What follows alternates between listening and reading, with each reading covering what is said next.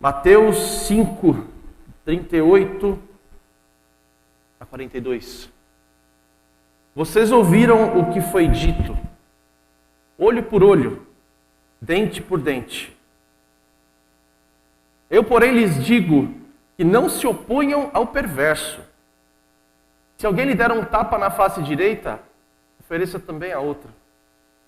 Se você for processado no tribunal e se tomarem a roupa do corpo, deixe que também levem a capa.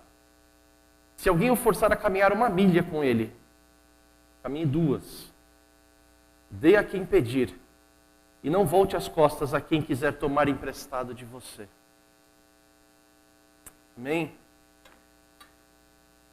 Breaking news. Estamos sob ataque.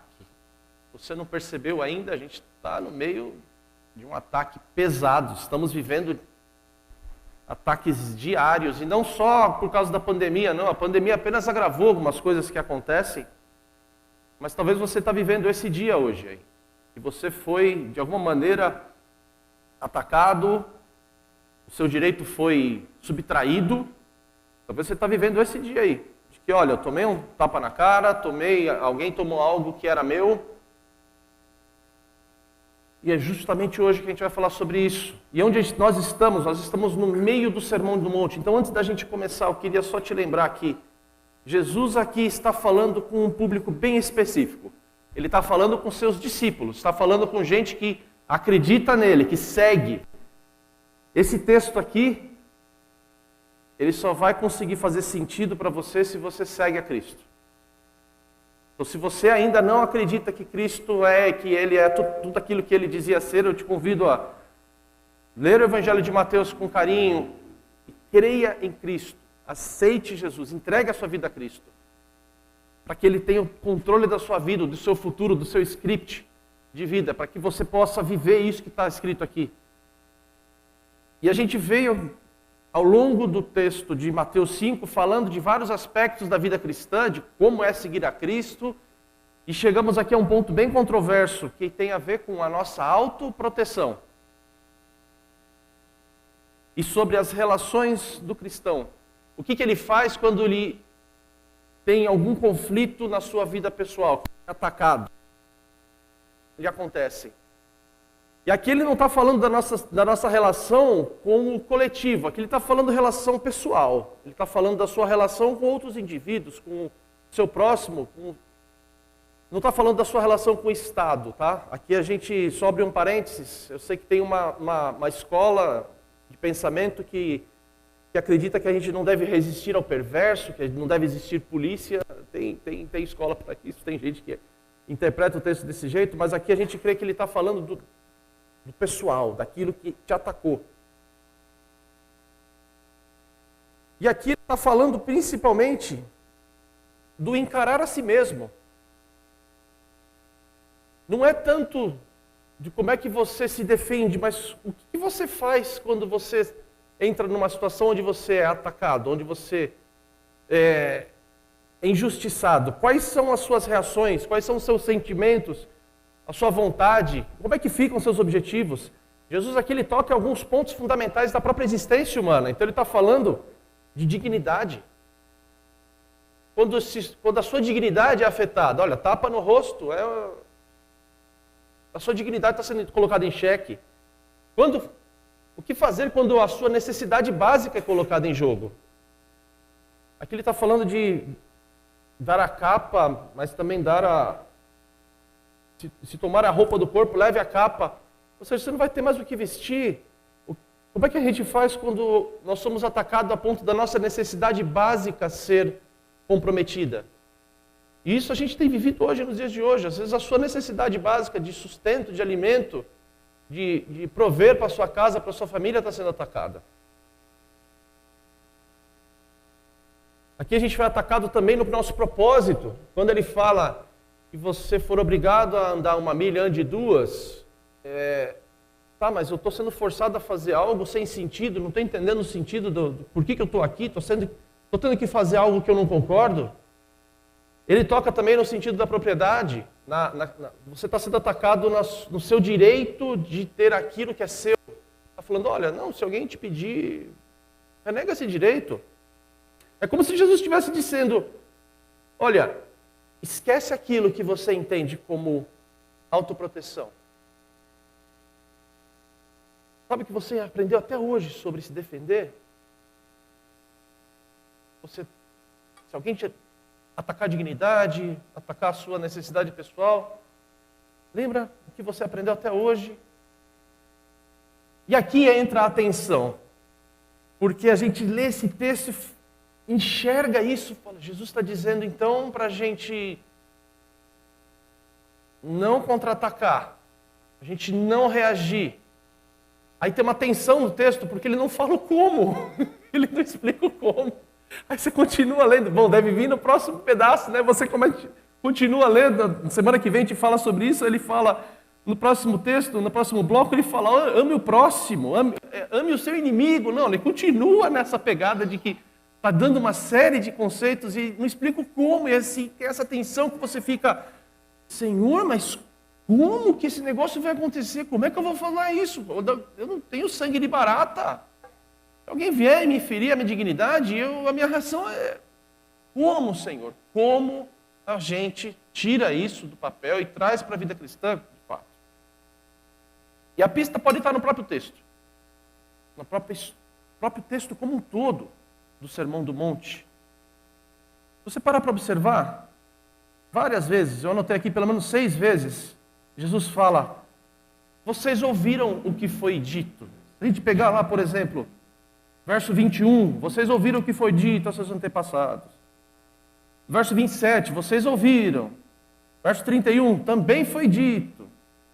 33, vocês ouviram o que foi dito. Verso 38, de novo, fala, vocês ouviram. Verso 43, vocês ouviram. Então Jesus está apresentando uma verdade, falando assim, vocês ouviram. Vocês têm uma base. Mas ele também fala várias vezes, porém, eu lhes digo. Verso 22, eu porém lhes digo. Verso 28, eu porém lhes digo. Verso 32, eu porém lhes digo. Eu porém lhes digo. Pelo menos umas 6, 7 vezes você vai encontrar isso. Vocês ouviram o que foi dito, e eu porém lhes digo. Havia uma verdade anterior, sobre a qual a sociedade estava organizada. A vida em comum deles estava organizada, estava estabelecida em cima de uma verdade que era a lei. A lei, ela estava lá, existia a lei exatamente para colocar ordem onde havia caos e fazer isso através da justiça. A lei é necessária. Ele está falando aqui, vocês ouviram, olha, olho por olho, dente por dente, era uma parte da lei. E a lei é necessária, gente. Você imagina uma sociedade onde você não tenha regras de convivência, cada um ia querer fazer o que quer, iam haver abusos. A lei, ela procura ser justa e evitar os abusos. Então é isso que o olho por olho, dente por dente está querendo dizer. Olha, existe uma regra para que não haja abuso. O cara arrancou o dente do outro, o outro vai lá e mata. Não, ele falou, né, é para ser proporcional. Mas eu achei curioso que o Dr. Martin Lloyd-Jones também fala no estudo que ele fez do Sermão do Monte, ele fala que o comentário que ele fez foi assim, está escrito lá no estudo dele, que o Novo Testamento ensina que quando o indivíduo não se põe debaixo da graça divina, ele precisa ser mantido debaixo da lei. A lei existe porque nem todos que estão na sociedade entendem e aceitam os princípios de Deus, os princípios da graça. Então, ou você está debaixo da graça ou você está debaixo da lei. A lei está lá, é necessária. A graça está disponível, ela está acessível para quem se entregar a Cristo, quem quiser seguir o reino, entrar no reino de Deus. Mas para quem não entra no reino de Deus, para quem não crê nele, existe a lei que ela ainda se faz necessária para a gente ter o mínimo de convivência entre nós. Mas era como se Cristo estivesse anunciando nesse aqui, olha, o reino chegou e os preceitos do reino, eles são superiores aos preceitos do sistema que está aí, do sistema anterior. Não contraditórios. Porque Jesus fala várias vezes, eu não vim para abolir a lei. Os preceitos do reino são melhores do que os preceitos anteriores. Por exemplo, no caso da autopreservação. Você se protege de algo, você se protege do ataque de alguém. E a questão aqui, que eu quero deixar para a nossa meditação é: de quem que a gente precisa se defender de fato? Você está sofrendo alguma intervenção? Você está tendo algum direito seu subtraído? Alguma injustiça que está sendo cometida? Quem que é seu inimigo de fato? Será que é o seu vizinho, síndico, motoqueiro que te fechou no trânsito? É o seu genro? Daqui a pouco eu chego nessa. É o governo? É o seu colega de trabalho? É aquele cara da sua classe que vive tramando contra você? Quem que é o seu verdadeiro inimigo? Será que aquilo que você considera ser uma batalha não é uma nuvem de fumaça, uma distração para que você não veja a verdadeira batalha? Se você lê os evangelhos, você lê o que Cristo está querendo ensinar aqui, existe uma batalha espiritual acontecendo. E muito daquilo que acontece com a gente é uma nuvem de fumaça para que você não veja a real batalha. Sabe qual que é a real batalha? Fazer com que você pare de acreditar no reino. Fazer com que você desanime de seguir a Cristo. Arrancar a verdade do seu coração. Sabe aquela certeza que você teve quando você chegou a Cristo e falou: esse é o meu Senhor, esse é o meu Salvador, eu vou segui-lo, vou obedecê-lo. Venho aqui, se batiza, declara publicamente que Ele é o Senhor. Existe uma batalha espiritual querendo que você esqueça isso. Querendo que você fuja dessa verdade. Quem é seu inimigo? Se alguém vier te dar um tapa, se alguém vier e tirar a sua roupa, tirar algo que você precisa para a sua necessidade básica, quem é o seu inimigo? Aquele cara que te atacou? Na jurisdição da lei, no campo da lei, o inimigo é aquele que fere os seus direitos. É isso que a lei fala. Olha, o cara veio, me feriu, tirou, invadiu minha propriedade, o inimigo é esse cara. No campo do reino de Deus, na jurisdição do reino de Deus, o inimigo é quem desafia o rei e os seus súditos.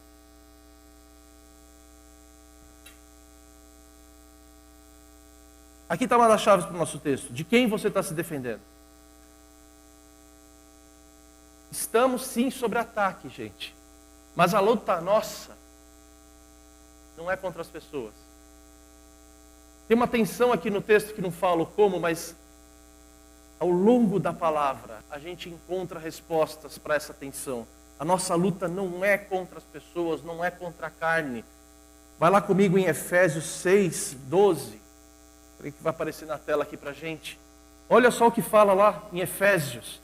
Pois nós não lutamos contra inimigos de carne e sangue, mas contra governantes e autoridades da onde? De um mundo invisível. Contra grandes poderes, não pequenos, grandes poderes desse mundo de trevas. Contra espíritos malignos nas esferas celestiais. Ele está falando de que a gente, olha, não é contra a pessoa. É isso que Jesus está ensinando no texto aqui em Mateus. Olha, você está sendo, estão tentando te distrair. Estão tentando tirar o seu foco da verdadeira batalha.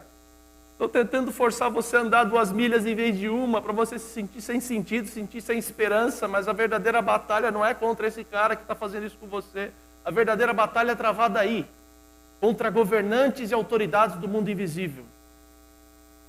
Eu gosto muito de uma explicação, às vezes o reverendo Hernandes Dias Lopes, ele simplifica para a gente da seguinte maneira. Ele fala assim, é como se nós vivêssemos aqui na nossa dimensão física, uma camada de realidade aqui. E como se acima de nós, convivendo ali, muito próximo ou juntos, existe uma outra dimensão. que a gente não enxerga.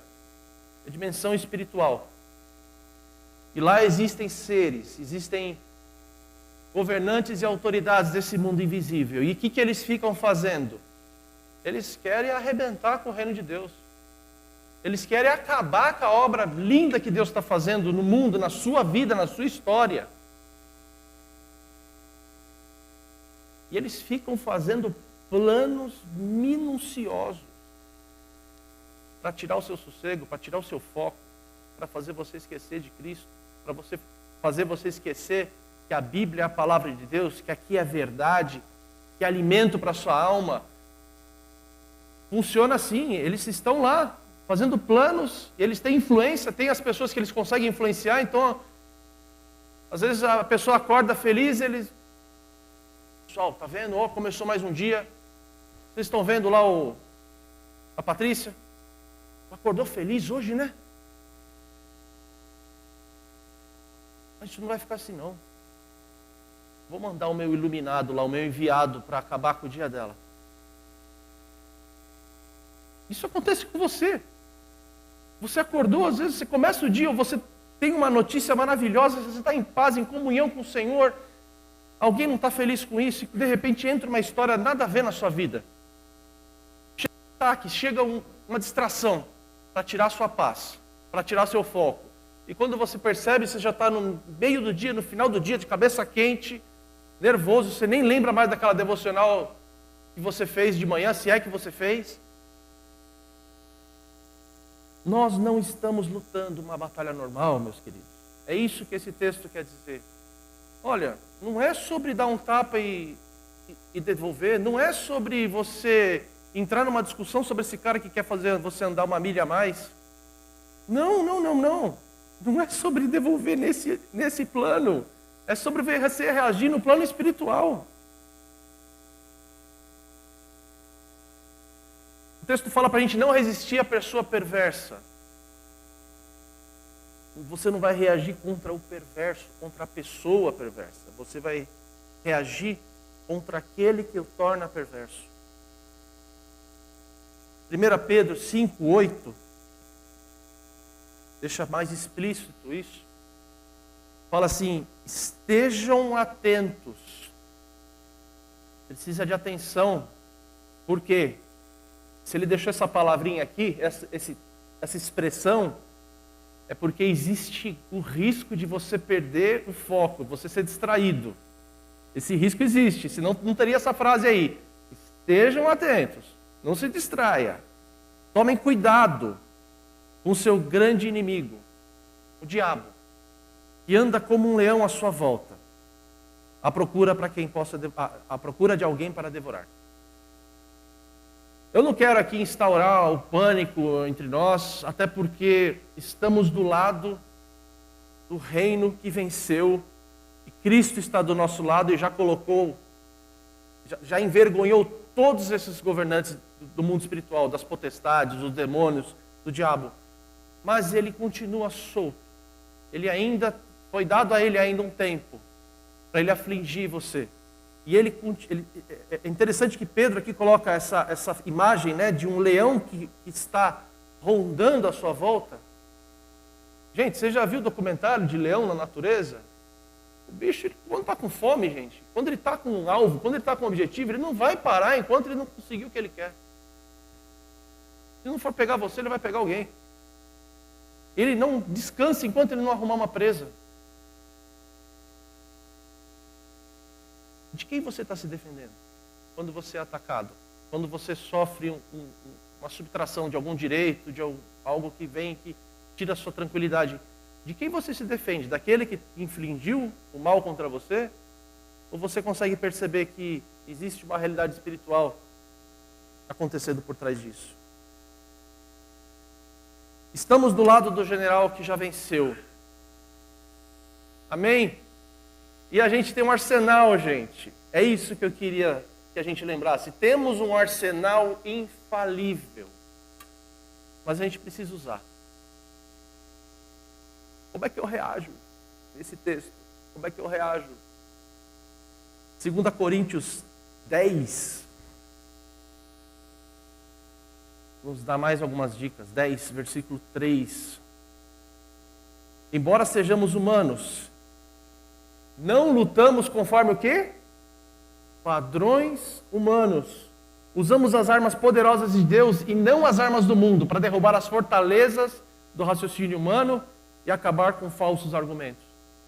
Está vendo ali o padrões humanos? Como é que é reagir com padrões humanos? Você está conseguindo fazer um link com Mateus 5 agora? Jesus não está falando exatamente, olha, se você for agredido, o padrão humano é reagir. Eu estou falando para você, não. Se alguém te der um tapa na face, não reaja com o padrão humano, que é devolver o tapa. Faz o contrário. Deixa o cara dar mais um tapa. Você está conseguindo ligar esse texto? Olha o que tem nesse texto. Não lutamos conforme padrões humanos, porém a gente usa outras armas. E essas armas são as armas poderosas, armas do mundo espiritual. Que armas são essas? Tiago 4,7 explica um pouquinho para a gente. Que ele começa a falar que as armas para resistir a essa batalha, para mim, o princípio da sabedoria, o temor ao Senhor. Tiago 4,7 fala, portanto, submetam-se a Deus e resistam ao diabo, e ele fugirá de vocês. Submeter. A gente geralmente foca no resistir, mas o versículo começa com se submeter. Vocês precisam estar debaixo do comando de Deus, você tem que estar debaixo da graça dele, você precisa estar andando com Cristo, andando com Deus, em paz, com seu coração limpo de pecado, em busca da santidade. Submeta-se a Deus. Submeter-se a Deus é uma arma. Quando você coloca a sua vida debaixo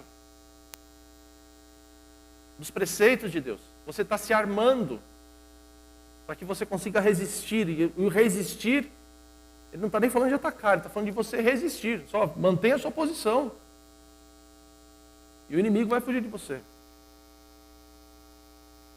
Existem mais armas, e essas são bem conhecidas da gente. A gente ensina bastante para as nossas crianças.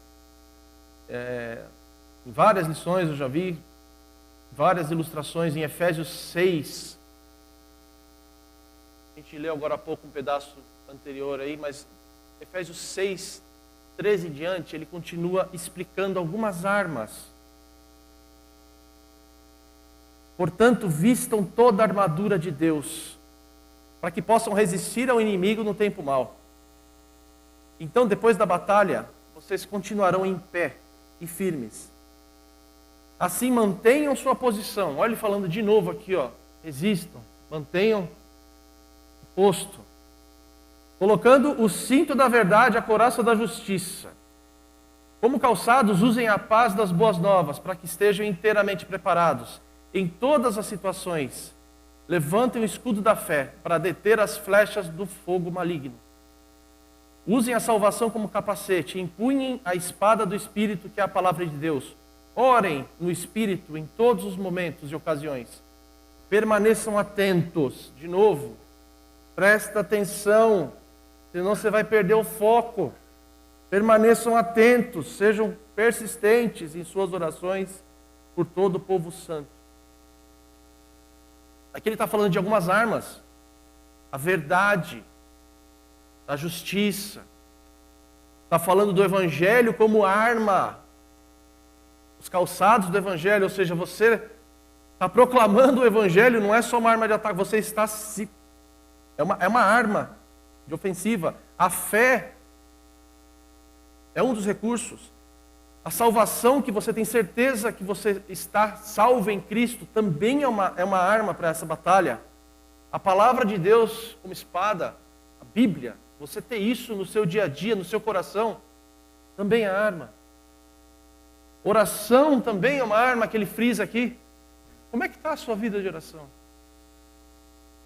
Quando você sofre um ataque, quando você está no seu dia lá e acontece alguma coisa aqui semelhante ao que aconteceu no texto, você ora, você faz aquela oração rapidinho. Eu não estou falando daquela de você ir no canto e ajoelhar, não, estou falando daquela Aquelas orações de 30 segundos, Senhor, tem misericórdia, Pai, o que eu faço agora? Como é que está a sua vida de oração?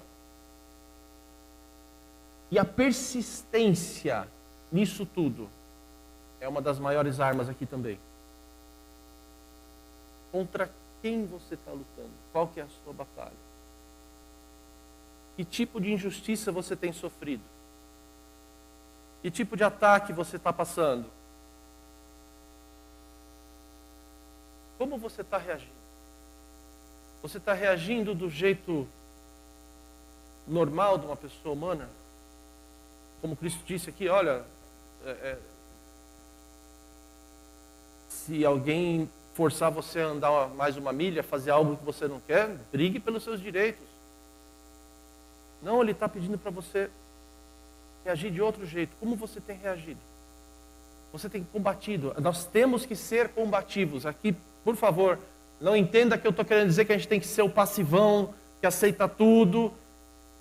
Eu estou querendo dizer que a gente precisa sim ser reativo, que a gente tem armas, a gente precisa usá-las, mas contra o alvo certo.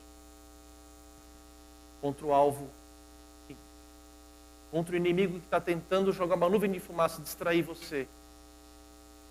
Que tal, em vez de você se afastar do Senhor, você usar essa circunstância para se agarrar a Cristo ainda mais e falar, se está acontecendo alguma coisa para eu desanimar, é agora que eu não vou desanimar. Senhor, que essa circunstância me torne mais forte, mais agarrado, mais apaixonado pelo Senhor.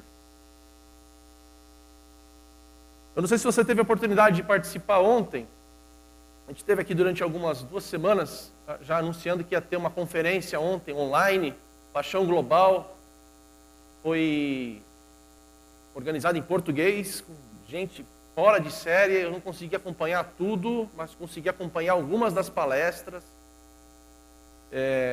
Gente, também, abrindo um parênteses aqui, isso também é arma. Isso também é alimento para o seu espírito. Participar desse tipo de evento. Se você não participou, eu não fui lá conferir. Está gravado. Aproveite, acha um tempo aí na sua semana para ver. Mas eu peguei um caso de um cara que entendeu isso. Você conhece Ronaldo Lidório? Missionário, gente, homem de Deus. Se você não achar essa gravação dele, qualquer coisa que você achar desse homem, assiste. Ele é uma bênção, servo de Deus. Gosto muito dele. Nunca tive a oportunidade de conhecer ele pessoalmente, mas já fui muito abençoado pela palavra, pela mensagem que ele traz. E ele começou o ministério dele, ele foi missionário no noroeste de Gana, um lugar bem fácil de viver. Lá numa tribo, que ele vive falando dessa tribo, não está mais lá, né? Mas ele ficou alguns anos lá, pelo menos. Ele disse que ele passou 9 anos lá para ter a primeira conversão, no meio da tribo dos Concombas. E olha só, você está lá no campo missionário, levou a esposa, teve filho lá, no meio do nada, aqui você tem aqui todo o conforto, por mais que a gente esteja passando por aperto, nós temos 1 milhão de vezes mais recursos do que eles têm lá.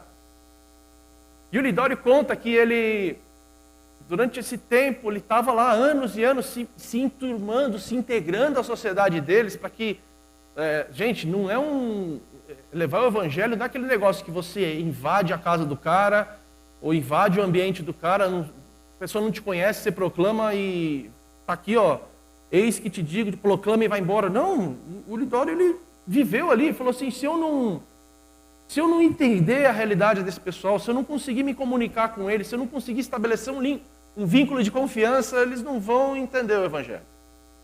Então eu vou caminhar com eles. E ele conta do Mebá. Mebá era um desses iluminados que eu falei. Ele era o feiticeiro ali da tribo. Se você não assistiu, assista que ele conta com mais detalhe, mas ele fala assim que onde o Lidório ia, às vezes eram vilarejos ali, onde ele ia para levar a palavra, o Mebá ia junto. Era o contramissionário. Era um agente era o iluminado, era o cara que estava ali cutucando. Porque que o Lidório falava, ele fazia questão de estar junto para negar, para explicar para o pessoal, olha, não é bem isso que ele falou. Imagina você largou tudo aqui no Brasil, vai para uma tribo, num lugar desconhecido, no meio do nada, comida estranha, clima estranho, mosquito, não tem aquele colchão de mola da NASA para dormir, e você está lá plantando, tentando levar o evangelho há anos, seu filho ali sem escola, sem as facilidades que você poderia ter deixado ele, e no meio disso tudo, ainda me aparece um cara do lado, que é o seu mascote, onde ele ia, o Bebá ia junto para ajudar, não, para desmentir o que ele está falando. Qual que seria o padrão humano de reagir com esse cara? Sem partir para o lado físico, tá, gente? Encher, dá um tapa no cara, sai daqui. Gente, o padrão, eu teria ido de frente com esse cara, em algum debate, uma hora eu ia esquentar a cabeça. Só que tem uma armadilha tremenda nesse negócio, é uma nuvem de fumaça enorme, esse fato do Mebá seguir ele é uma nuvem de fumaça, porque se o Lidório caísse na besteira de entrar em rota de colisão com esse cara, ele ia perder a comunidade inteira. Todo mundo gostava do Mebá. Todo mundo respeitava, era um ancião. Se o Lidório pega e entra em rota de colisão com esse cara, ele perde tudo o que ele construiu daqueles anos, então ele aguentava. E ele orava: Senhor, me ajuda, o que eu faço? E aí eu vou estragar a surpresa de você que vai assistir, vai achar essa gravação depois, mas um dia o Lidório fala que ele está lá na casinha dele, lá tomando banho, e escutou um alvoroço. Porque o Mebá, tudo que onde o Lidório ia, ele ia atrás, tudo que o Lidório falava, ele escutava. E um dia o Lidório estava lá na casa dele, escutou um alvoroço, um corre-corre, uma gritaria.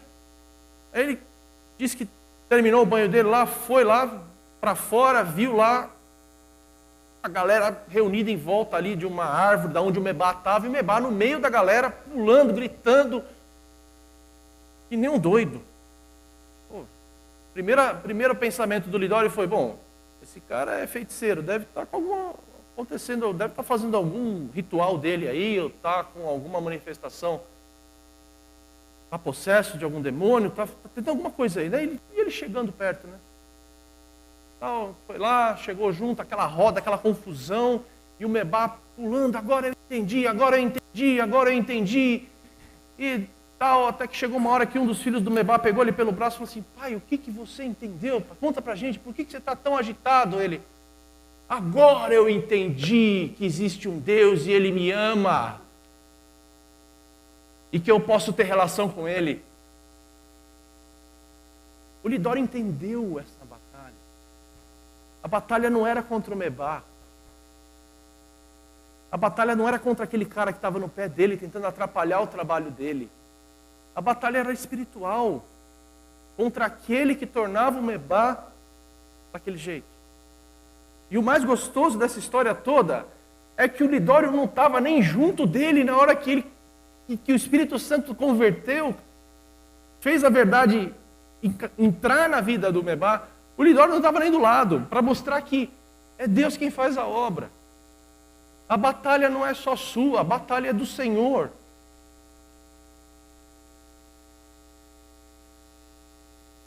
E depois que o Mebá se converteu, que o Mebá entendeu, que o Espírito Santo convenceu ele do pecado, da justiça e do juízo, a família toda do Mebá se converteu. Aquela família grande, um monte de filhos. E hoje, se você for lá no Concomba, você vai ver um povo que ama o Senhor. Gente que ama Jesus. Tudo por quê? Porque Cristo transformou. Mas também porque teve gente caminhando com eles lá, que entendeu que a batalha não era contra as pessoas. A batalha era num outro campo. Contra quem você vem lutando? Eu sei que cada um aqui está com uma batalha pessoal. Eu não sei, eu sei de alguns aqui, de algumas histórias que a gente conversa. Agora menos, porque a gente antes tomava mais café, trocava mais ideia, agora está muito todo mundo em um canto, você não sabe, mas eu tenho certeza que você tem uma batalha. Tem alguém, alguma coisa, uma pessoa, um grupo de pessoas tentando te distrair, tentando tirar seu foco. Quem são? Quem são essas pessoas? E contra quem você está lutando? Segunda pergunta para você, que armas você está utilizando para esse combate? Você está devolvendo na mesma moeda? Está devolvendo a força com mais força ainda?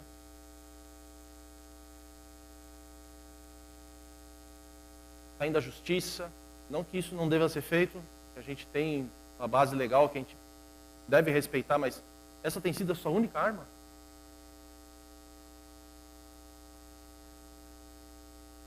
Que tal a gente ajustar o foco da batalha? Eu te convido a fazer isso. Ajustar o óculos, ajustar a sua lente, o grau, para você não apenas olhar para o mundo, o plano físico que a gente tem, mas olhar para o plano espiritual. Isso é impossível de fazer para aquele que não é servo de Cristo. Por isso que Cristo aqui nesse texto, ele está sentado com os discípulos em volta, é gente que anda com ele, que acredita nele, porque ele sabe que essa mensagem que ele está passando só é aplicável, só vai conseguir colocar em prática quem está junto de Cristo. Então meu convite para você, alie-se a Cristo. Entre no reino. A batalha ela vai existir. Entre no reino. Entregue-se a Cristo. Arme-se. Gente, nós estamos aí há mais de ano numa realidade totalmente diferente. Como é que você tem usado esse tempo diferente que você tem? Ah, não está sobrando tempo. Tá, mas sua rotina mudou toda, não mudou? Nessa rotina nova, aí você não conseguiu encaixar um momento de oração? Aquela sua Bíblia ainda está lá na sala, tá naquele pedestal no Salmo 91 só? Aquela página amarela, nunca vira? Eu te convido, arme-se. Pega essa Bíblia. Dá uma folhadinha nela. Tira do Salmo 91, vai para o Salmo 100. Vai para Provérbios. Vai para os Evangelhos. Arme-se. Essas armas que a gente comentou aqui, oração, fé, salvação. Você tem consciência, você tem convicção da sua salvação. Já foi estudar o que é isso? Você mudou toda a sua realidade, toda a sua agenda. Você nunca teve tempo de vir, por exemplo, na igreja na quarta-feira, mas você tem conseguido de vez em quando participar de um culto de oração aqui com a gente? Arme-se para que você consiga resistir no dia da batalha. E o meu convite para nós é que a gente lute sim, lute muito, mas contra o inimigo certo. Não lutar contra quem você contra essa pessoa, contra esses colegas, esse seu suposto inimigo, essa pessoa que está te fazendo mal. Não é isso que vai fazer você realmente vencer. Nossa batalha não é contra a carne, não é contra pessoas. A nossa batalha tem a ver com a batalha do reino. Do lado de lá, eles querem tirar você, querem tirar a sua esperança. Do lado de cá, a nossa batalha a gente quer que todo mundo saiba desse reino. A gente quer que todo mundo saiba que Cristo é Senhor, que Ele morreu pelos nossos pecados, que Ele nos leva para o reino de Deus a partir do sangue e do sacrifício que Ele fez. Lute contra o inimigo. Amém? Vamos orar. Senhor Deus, obrigado pela Tua palavra, obrigado pelo reino, Senhor. Obrigado por ter construído esse reino e ter nos convidado a fazer parte dele. E obrigado pelas armas que o Senhor nos deixou à disposição. Mas eu quero pedir agora pela minha vida e pela vida dos meus irmãos também, que estão aqui vivendo com uma nuvem de fumaça, uma série de circunstâncias que estão tentando fazer eles mudar o foco, olhar para a circunstância, olhar para as pessoas, olhar para aquilo que tem o afligido. Eu te peço, Senhor, que nos ajude a calibrar o foco, que a gente possa enxergar essa realidade espiritual, perceber essa realidade espiritual, que a gente possa se armar, nos dê coragem, nos traz avivamento, nos traz poder do Espírito Santo para que a gente resista a esse dia mal e que a gente vença do seu lado, Senhor. Peço por cada um que está aqui, que hoje está desanimado, que está achando que não tem jeito, que está achando que está sufocado, que eles possam sim